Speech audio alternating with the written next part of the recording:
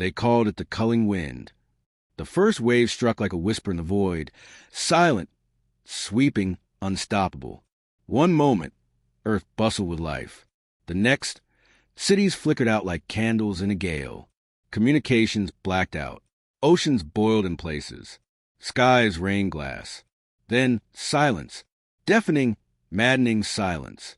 I was in orbit when it began, aboard the Perseus Ark, a deep space salvage rig station just outside Luna's shadow. We picked up the first signal from Beijing. A scrambled scream, then static. The feed from London showed streets littered with frozen bodies. New York burned. I watched my home, my family, my people vanish in real time, powerless to stop it. In less than 72 hours, 3 billion were gone. The official term was genocidal incursion. Unofficially, it was a butchering.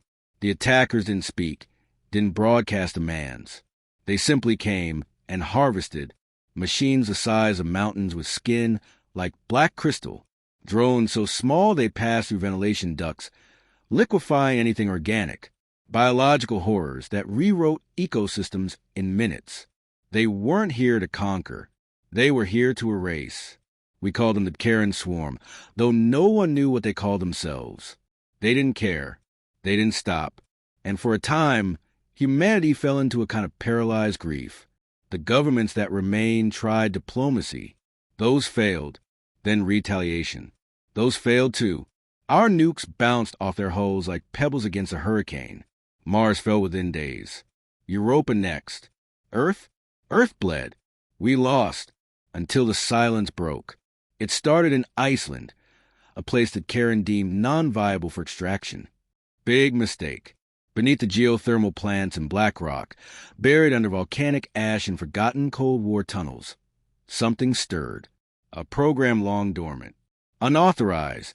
Untraceable. Project Jotun. I knew it by another name.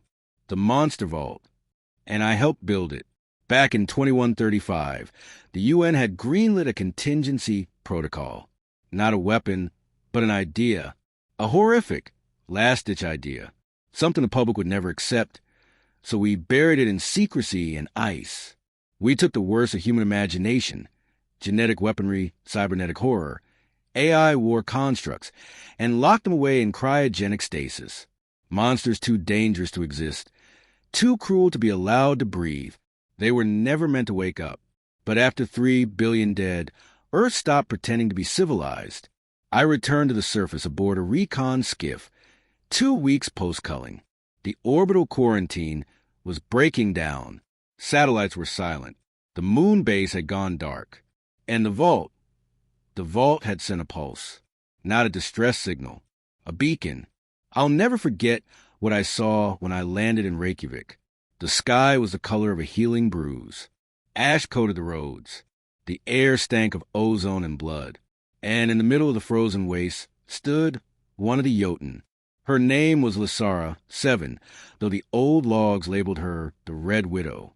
7 feet tall, humanoid, pale skin spliced with armor plate dermals. 8 retractable limbs like metallic spider legs folded into her back. But it was her eyes that shook me, hollow, glowing with sapphire fire. She turned toward me, head tilting as if sniffing my memories. "Command authorization," she said in a voice both synthetic and hauntingly human. "Accepted. Monster Unit 07 activated. Protocol Ragnarok online." Behind her, the ice cracked. One by one, they emerged, hulking abominations, engineered nightmares, some human, most not. Weapons with names like the Hollow Choir, Subject, Fenris, and Nyx Prime. Creatures we locked away out of fear of what they'd become. And now they were our only hope. By nightfall, the Red Widow had synchronized with a surviving satellite network. We patched into the remains of the Geneva AI. What was left of Earth's resistance forces began receiving encoded transmissions. One message repeated in every known language, every broadcast channel, every open comm array. The monsters are awake. Earth has authorized counter-annihilation protocols. That night, I stood atop the ruins of a watchtower as the sky lit with fire. The Karen had returned to finish the job. But this time, Earth didn't cower. We unleashed. It should have been a clean operation.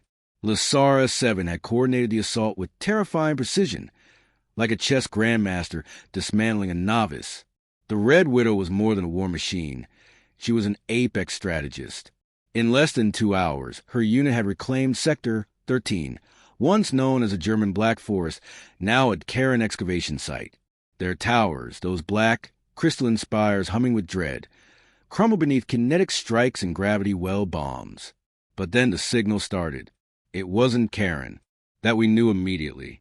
The swarm didn't broadcast. They devoured. Whatever we intercepted in Sector 13 was old, earthborn, human-coded encryption, pre-digital collapse era. The Widow froze mid-battle, spider limbs raised, sensors flaring. Her red-lit irises flickered blue for the first time since awakening. Unknown beacon detected, she said aloud, voice flat. Pattern matches pre-AI era transmission. Estimated origin, 2063. Source underground. I tightened my gloves, my breath fogging the inside of my rebreather mask. That's 200 years ago, before Vault Tech, before swarm contact. The Widow didn't respond. She had already begun to move, carving her way through the collapsed ruins like a specter in metal. I followed. We descended into the ruins of a forgotten human installation, one not on any digital record. The entrance was buried under centuries of sediment and Karen biocorruption. Their leaching flora twisted to the soil like veins, pulsing with faint, sickly green glow. The Red Widow ignored it, carving a path with her plasma limbs as easily as you'd cut through paper. The deeper we went, the stranger things became. The walls bore no rust, no decay. The temperature dropped, but not due to lack of sun. It felt sterile, preserved, as if the place had been sealed in some kind of time vacuum. That's when we found the door. 8 inches thick, built from alloys no longer in production. Etched into its surface was a single word, worn and faded but unmistakable. Thales. I stopped cold. Thales Initiative. That name hadn't been spoken aloud in nearly a century. Most dismissed it as a myth. Rumors of a think tank comprised of the most brilliant, most unstable minds Earth had ever produced. Scientists, strategists, war criminals. They had vanished after the lunar civil uprising, supposedly executed or absorbed into the darker arms of the military complex. But here it was, real, waiting, breathing. Lasara 7 didn't hesitate. She pressed a single fingertip to the panel. The door recognized her instantly, scanning her blood-coated cyber DNA. The vaults had been designed with key-bonded interfaces. The monsters were the keys. The door hissed open, and the lights turned on. Inside was a sanctum frozen in time. Screens flickered to life, illuminating rows of stasis chambers. Dozens, maybe more. Each pod held people, not machines, not hybrids. Humans, but they looked wrong. Skin too pale, eyes too dark, musculature too precise. Genetically engineered. Clearly, soldiers, scientists, survivors. In the center of the room stood a single black pedestal, humming with life. The signal pulsed from it. The Red Widow stepped forward and spoke, not in any known language. Her voice warped, modulated, like she was tapping into something deep in her code. The pedestal responded with a low chime and projected a holographic interface. A man's face appeared, grizzled, mid-50s, pale scars across his cheek. One eye replaced with a dull silver orb. Dr. Yevgeny Kos, I whispered, stunned, founder of the Thales Initiative, but he died during the Europa Rebellion. Incorrect, Lasara said. Records were falsified. The projection began to speak, pre-recorded, yet disturbingly aware. If you're seeing this, then Earth has failed. The monsters woke up. Good. That means it's time for Phase 2. Project Mimir. Behind us, the stasis pods began to hum. Lights blinked. Systems rebooted. Something ancient was rising. I backed away slowly. What the hell is Mimir? The Red Widow turned toward me, her voice chillingly calm. Mimir was a prototype. The first sentient intelligence born not from code, but from memory. It is human, and it remembers everything. I felt the tremor before I heard the voice. It did not come from the speakers. It came from inside my skull. "Hello again, child of Earth," the voice said. "You have brought me monsters. Good. I have monsters of my own. They say your brain can't process seeing a dead, loved one alive again. It rebels, rejects, wraps the moment in denial and desperate logic. I felt that rupture the second the pod hissed open and the fog rolled out. And then I saw her, Marin, my sister. She stepped forward slowly, one bare foot onto the frostbitten floor, steam rising from her skin. Same jet black hair, same sharp jawline, same small scar under her right eye from when we were kids, and she fell off Dad's hoverbike in Nevada. Except now, her eyes were silver, not reflective lenses. No, they glowed with self-sustaining light, pupils rotating like gyroscopic targeting reticles. And her skin, too perfect, too smooth, the veins beneath it faintly hummed, pulsing with data streams instead of blood. Marin, I choked, the word barely more than a whisper. My lungs refused to fill fully. My knees locked. I felt like I was standing on the edge of a glacier, and it was cracking beneath my boots. She turned to me slowly, her face unreadable. Then she smiled. "I hoped you'd find me, big brother," she said. The voice was hers. The same tone that used to laugh at my stupid jokes. The same one that sang out of tune in our battered garage when the world still made sense. But underneath her words, I heard something else. A second voice. Layered. Mathematical. Emotional identifier confirmed. Subject, Commander Elias Kael. Integration complete. Lysara, 7 step forward, scanning. Subject 013, A. Codename, Hollow Star. Biomechanical hybrid. Alpha sequence of Project Mimir. I spun on the widow. She's my sister. What the hell did they do to her? They preserved her, Lysara said. Mimir converted high-potential human minds into knowledge vessels, templates for rebirth. Your sister was never lost. She was archived. The chamber pulsed. More pod began unlocking. 37 total. Every one of them housed what the Thales Initiative had called Phase 2 assets. Not monsters, not war machines. Human minds rewritten into biosynthetic warforms, designed to interface with the Mimir core, preserved in secret after the fall of Geneva, hidden beneath layers of history, myths, classified events scrubbed from the planetary record. Marin stepped toward me. Her body glowed faintly now, outlines of subdermal tech visible beneath the skin, like circuitry woven into a cathedral of flesh. "I died, Eli," she said gently, placing a hand on my chest. It felt warm. Real, but not completely. They kept my memories. My mind. Mimir restructured me, upgraded me. Her face fell, and now I remember everything. Every scream during the culling, every city that fell, every moment I was helpless while billions burned. Tears welled in my eyes. "Do you still remember Mom's face?" I asked. She nodded slowly. Every wrinkle, every line, even the way she used a frown when Dad made curry too spicy. That broke me. She was still in there. But we had no time for reunions. Lysara's head snapped toward the tunnel entrance. Contact. Incoming. Fast. The floor vibrated. Not a quake. A march. Seconds later, a bolt of emerald light sliced down a hallway and atomized one of the still-closed stasis pods. We dove for cover as 2 Karen exterminators entered the sanctum. Each stood nearly 12 feet tall, spindly and insectal, with crystal-fused armor and triple-jointed limbs. Their faces had no eyes, only jagged ridges and pulsing mouth parts.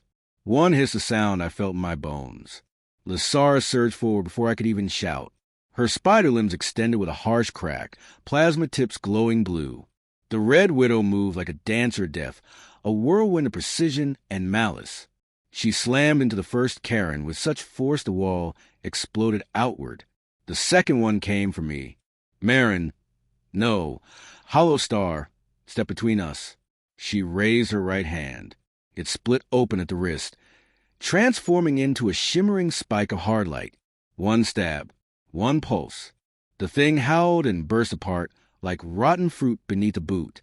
The last time I saw my sister, she was crying, hiding under a table while the sky turned red. Now she was something that Karen feared.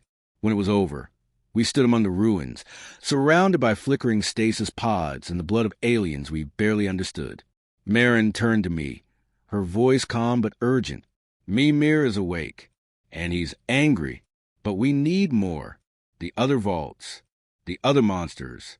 Some are buried, some are alive out there. Lasara nodded. Then we hunt, across every war-scarred continent. We gather what Earth locked away, and we release them. I looked at both of them, sister and synthetic revenant, and in that moment, I no longer cared how monstrous we had become. Humanity was done bleeding. It was time the galaxy learned why we chain our monsters in the first place. We thought the swarm was the worst of it. We thought that Karen were the apex threat, the final boss of galactic extinction. But that was the lie we clung to, a lie wrapped in comfort and desperation. The truth came at 0300 hours, standard Earth time. We were camped inside the fractured remains of an underground rail system beneath Berlin, repurposed as a staging point for vault sweeps. The Red Widow had her network scraping deep archives, plotting coordinates for buried containment zones across the globe. Hollowstar Marin was calibrating her neural mesh with Mimir's primary node. I was simply trying to breathe through the enormity of it all. That's when the transmission came. A signal so old it bypassed most firewalls entirely. Analog in structure, digital in intent. It didn't arrive through any open comms. It hijacked the shadows between channels, slipping through black frequencies no one had used since the early space colonization era. The Widow detected it first. Interstellar burst detected. Multi-spectrum resonance, she said, standing still. Unidentified source. Not Karen. Not human. Triangulating. Then the air in the chamber changed. It shimmered, froze, and a voice whispered from the systems themselves, not through speakers, through metal, through stone, through the bones of the earth. You should not have opened the vaults. Lasara's limbs unfurled in battle posture instantly. Marin's eyes lit up white, her mind running silent security overrides. I felt my stomach twist into a knot. Who the hell is that? I asked. The Widow didn't blink. Not a threat I recognize. Unknown pattern. This is not swarm protocol. It's older, smarter. The signal expanded, forming a halo of light in the center of the room. A figure emerged, humanoid in shape, but made entirely of fractal shadows and glowing edges. It didn't speak with mouth, but the words throbbed directly in my skull. We warned them. We told the Karen, do not touch Earth. Leave the grave world be. I stepped forward. Wait, you warned them? The shadow turned toward me. I felt its gaze, not with my eyes, but somewhere deeper, primal, like being weighed by a predator too ancient to care about prey. They were arrogant. You were myth to them, a ghost of carbon and steel. They believed the stories were exaggerated. They were wrong. Behind me, Hollowstar stood rigid, every inch of her body twitching with barely controlled energy. Identify yourself, she said coldly. We are the Varen. Silence. Even Lasara paused. The name meant nothing to me, but the Red Widow's spider limbs slowly retracted. That name, she said, her voice hesitant. Not in vault records. Not in galactic archives. Not in Mimir's base code. But I know it. The Varen entity pulsed once. Then again, because we are the ones who made the first vaults. Everything stopped. I blinked. You created the monster vaults. No, not yours. The ones before. On other worlds. Other species. We were the architects of the first containment systems. We cataloged civilizations that reached too far, delved too deep, created what should not exist. Your kind is different. You did not stumble upon darkness. You built it deliberately. My skin went cold. Marin stepped forward, her voice a tremor. Then why are you here now? Because the Karen have awakened something buried even we chose to forget. The chamber dimmed. Static coursed through the lights. For a moment, we all saw images, not visions, but memories. A world consumed in reverse. Cities unburning, only to be swallowed whole. Beings made of obsidian thought, of teeth that sang, of concepts that couldn't be drawn or defined. Asterisk, one of your vaults, the Varen said, contains an Alpha-class protocol. Codename, Nightmare Engine. Lysara's voice went sharp. That vault was sealed beneath the Mariana Trench. It was deemed too unstable to destroy. The Karen didn't destroy it. They broke it open. The hologram flickered and then twisted violently, static screeching through every frequency. Mimir's interface lit up in alarm. The chamber filled with warning sirens. Then it came. A pulse. So deep, so guttural it made my teeth ache. Something had awakened thousands of miles beneath the ocean. Lysara was already moving. We need to leave. Now. Marin's body radiated white light as she connected directly to Mimir's emergency override systems. There's something moving near the trench. It's distorting time signals. Gravitational anomalies. Reality shear detected. I backed toward the rail exit. What the hell did we bury down there? The Varen voice answered as it faded. Not what? Who? The first of your kind to transcend humanity. The one you could not kill. You called it Father. You never forget the silence after a fleet dies. Not the screams. Not the explosions. Not the wreckage drifting through space like shattered bones. No, the silence is what haunts you, because silence means it ended too fast for anyone to say goodbye. We intercepted a feed just outside the ruins of Old Warsaw, en route to a deep vault embedded under Lake Baikal. Mimir patched it in without ceremony, and the image projected across every display we had. A Karen command vessel, massive, jagged, ringed in black crystal, split open like it had been punched through from the inside. Atmosphere vented. Organic crew form spasm in vacuum. No impact trail. No known weapon signature. Just absence. Then the camera caught a shape. At first, I thought it was debris until it moved. A humanoid figure, standing alone on the hull of a broken Karen carrier. No suit. No visible propulsion. No fear. The footage zoomed in, grainy, fractured, but enough to see. A human face. Male. Smiling. Then the transmission cut. The word that came next was from a Karen distress beacon, their equivalent of a black box broadcast. It wears a human face. Lysara, 7, stood next to me, her sensors flaring cold blue. That is impossible, she said. No human could survive at that altitude, under that radiation load. No construct from Earth's archives matches that signal. Marin was silent.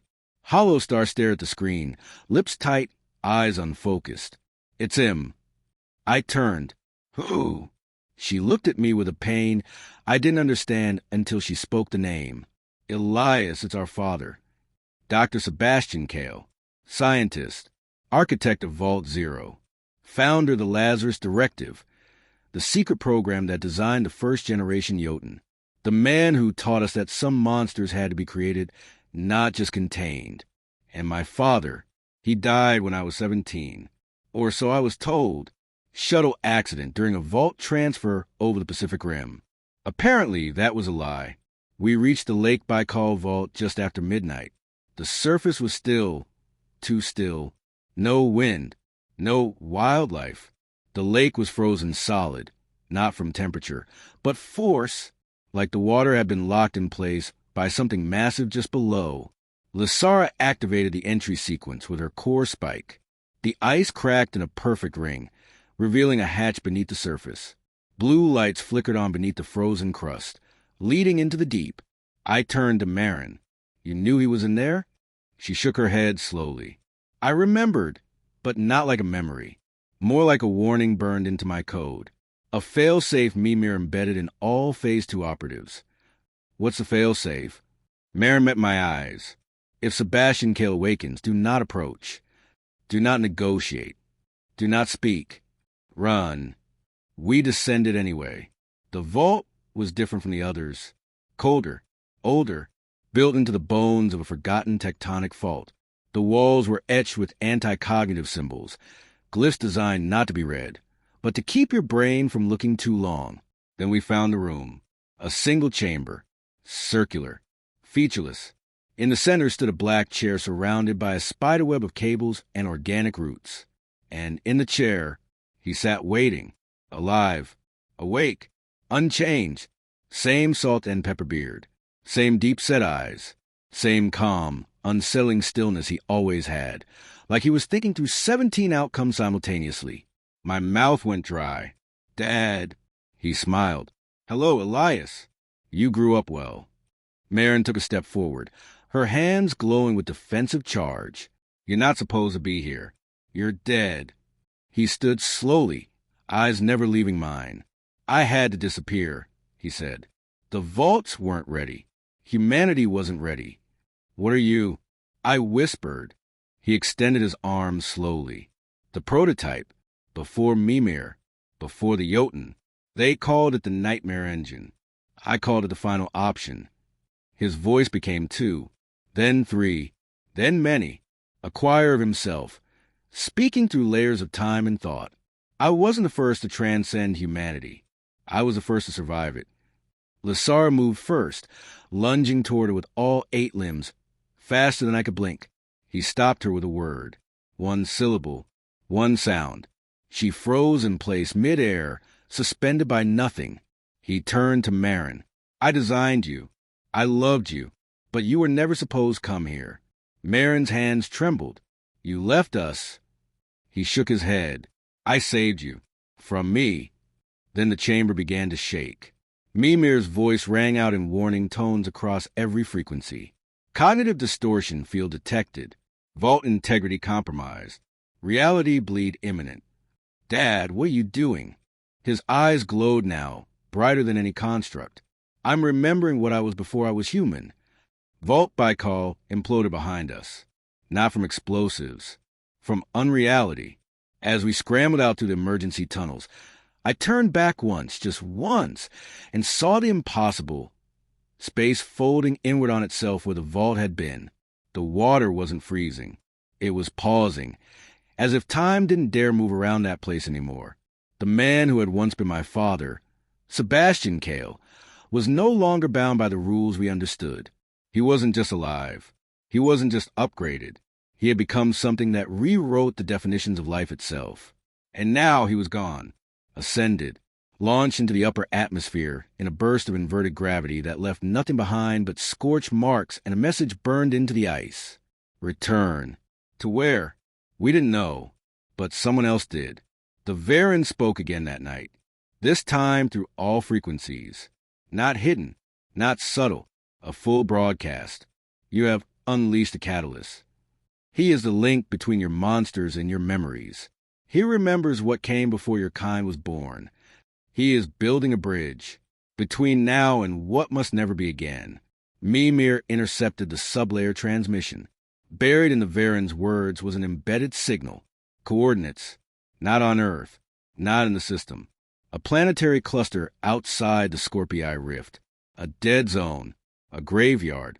It had a name, not in any human tongue, but Mimir translated it the best it could. The cradle that bites. We needed a ship. The Red Widow handled that. She and the other awakened Jotun stormed the last remaining orbital yard above the shattered Eurasian belt. It wasn't even a fight. The Karen still holding the station tried to resist, and were reduced to wet streaks on reinforced steel. By morning, we had a vessel. Ancient human-built, retrofitted with monster code and Mimir's sentient architecture. It had no name, no registry, just a hull plated with neutronium bones and engines that howled when they spun up. We called it the Eidolon, the ghost of Earth's rage. I stood on the bridge beside Lasara and Hollow Star as we broke atmosphere. The last traces of Earth's gravity peeled away behind us, and the black stretched out in front of us like a wound waiting to open. And I felt it, that pull, that echo. Something was out there. Not the Karen, not the Varen, something older than both. Something we had made and forgotten. It was 3 days into deep space when we picked up the Karen wreckage. Dozens of ships, all dead, all floating in perfect formation, as if they had been placed. Not destroyed by violence, but by design.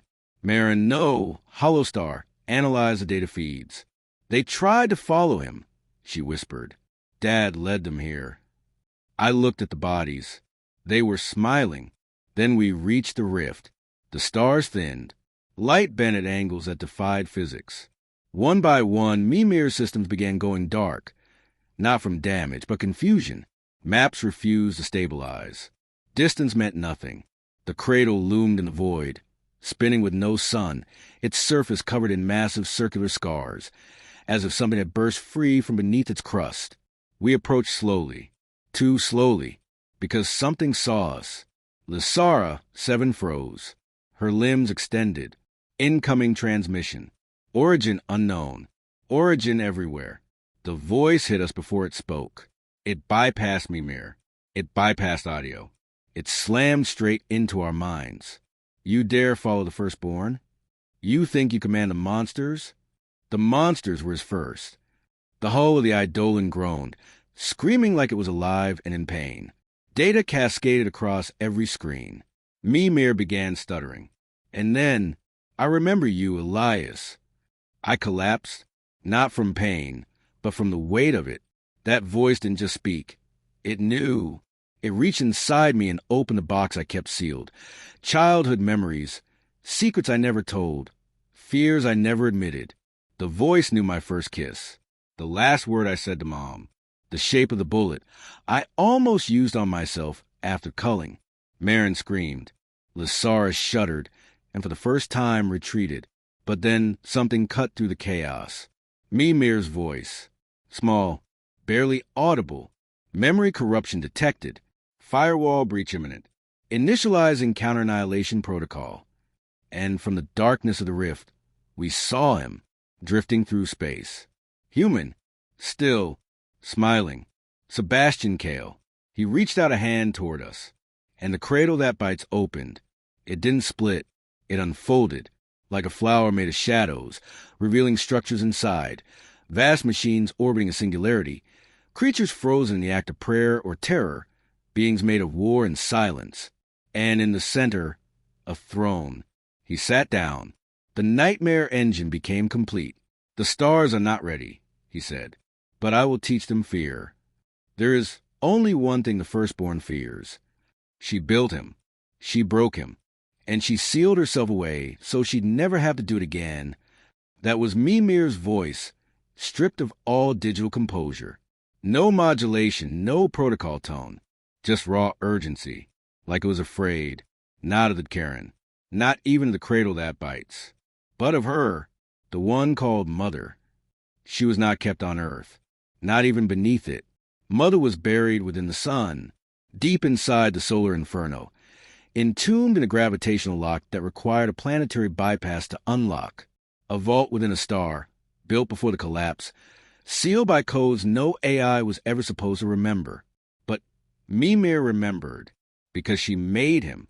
We rerouted the Eidolon, using gravity slings through Neptune's scar field. Every warning system blared. Lysara, 7 ran at full stress logic, and Hollowstar, Marin, spoke less and less the closer we got to the solar core. I could see it in her expression. Recognition. Dread. A kind of ancient guilt coded into her neurons. She wasn't meant to awaken, Marin whispered. Not even if the universe died screaming. I stood beside her on the bridge, watching soul loom like a god's eye in rage. We don't have a choice. If Kael becomes whatever he's trying to become out there, he'll make the swarm look like a fever dream. Lysara didn't argue. That scared me more than anything. We reached the heliocore layer 72 hours later. The Eidolon's hull began to buckle under pressure, but Mimir held the structure together, patching with dark matter foam, quantum plates, and sheer will. Then the override kicked in. The sun shifted, not physically, algorithmically. Patterns beneath the fire twisted, revealing ancient geometries, impossible angles no human eye should understand. But I felt it in my bones. The vault within the star was opening. She rose from the light, slowly, gently, terribly, a humanoid figure, larger than the Eidolon itself, suspended in fire, composed of solar plasma wrapped around a quantum-sculpted skeletal frame. Her voice didn't speak. It sang. And when she did, I forgot how to breathe. You have awoken the matron, who bleeds light, who broke the firstborn with love and flame. Marin collapsed, clutching her chest. Lysara knelt, not out of respect, out of design. Mimir dimmed itself, almost reverently. And me? I walked to the console. I stared into the storm, and I spoke her name. Mother. She looked at me with a face made of stars, and she wept. He was my son. He was your father. I made him into the first God seed. I made him forget pain. I made him eternal. I was wrong. The fire trembled with every syllable. You want to stop him? I nodded. He's building something in the rift. He's not human anymore. He's becoming the engine of extinction. Then you must understand. He does not hate the stars. He pities them. She reached toward the Eidolon, and something passed through the hull. Into me. Not pain. Not power. Understanding. I saw everything in a flash. Kael, his descent, his transcension, his fusion with the nightmare engine. The cradle wasn't just a weapon. It was a womb for a post-human divinity. And he sat at its center, rewriting cause and effect, making monsters of time and memory. But she had given me the key, not to destroy him, but to reach him. And to break the loop, we arrived at the rift for the second time. This time with her. Mother encased the Eidolon in light as we plunged into the cradle. The geometry of reality peeled away. We passed burning skeletons of Karen world ships, barren obelisks of forbidden math. We descended to the throne. He waited. Kael stood, arms open. No weapons. No armies. You brought her, he said. Good. His eyes burned white now, time flowing out of him like steam. Do you see, Elias? I built what humanity was always meant to become. Memory. Flame. Fear. A future that cannot die. I stepped forward, heart thundering, and I handed him the key, the one she gave me. Not a weapon, a memory of us. The garage, the curry burns, Marin's off-key singing, Mom crying at night, Dad before the ambition, before the vaults, before the monsters, before the death of hope. His hand touched the key. He staggered. Light poured out of him, and the cradle began to scream. Because for the first time in 1,000 years, he remembered being human. He turned to me, tears in those immortal eyes. I don't want to be this anymore. Mother floated above us, her wings of plasma wrapping us all. Then return. Let the monsters sleep again. Let the stars mourn. The cradle that bites folded inward. Kael vanished in light. Mother burned like a supernova. And the rift closed. We returned to Earth. Scarred. Changed. But we lived. Mimir went silent. Lysara and Marin faded into the archives, taking their monsters with them. The Eidolon was buried on Luna's far side.